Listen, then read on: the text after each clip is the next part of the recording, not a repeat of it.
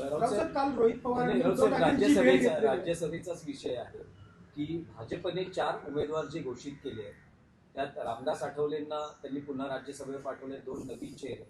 पण लक्षवेधी उमेदवारी आहे ती विनोद तावडे यांची. बरं. जवळपास 2019ला त्यांना विधानसभेत नाकारण्यात आलं पक्षातर्फे उमेदवारी आणि त्यानंतर जवळपास 6 ते 7 वर्ष पक्ष संघटनेसाठी काम केल्यानंतर त्याचं फळ म्हणून त्यांना राज्यसभेवर पाठवण्यात आलंय. त्यांचं राज्यसभेवर म्हणजे राजकीय पुनर्वसन असल्याचंही म्हटलं जातं. राजकीय पुनर्वसन आहे असं मला वाटत नाही, कारण विनोद तावडे यांच्यासारखे कार्यकर्ते जे पक्षामध्ये असतात, कोणत्याही पक्षामध्ये असतात, ते सतत पक्षाचं काम करत असतात.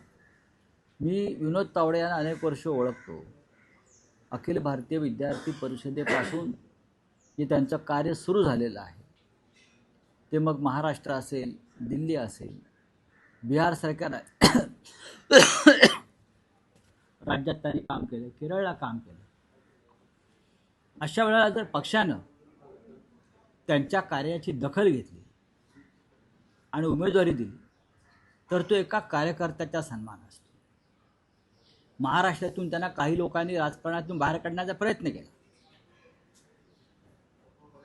महाराष्ट्रातून एका विशिष्ट गटानं विनोद तावडे यांच्यासारख्या नेत्याला किंवा कार्यकर्त्याला राजकारणातून बाहेर काढण्याचा प्रयत्न केला. तेव्हाचं चित्र होतं.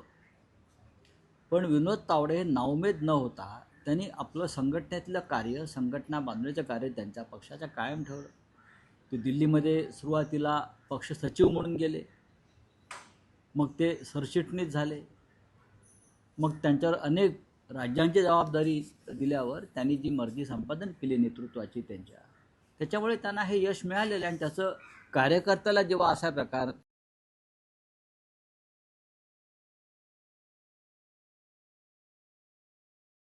भारतीय जनता पक्षाने जे उमेदवार दिलेले आहेत ते कौतुक करण्यासारखेच आहे. याच्याविषयी माझ्या मनात शंका नाही.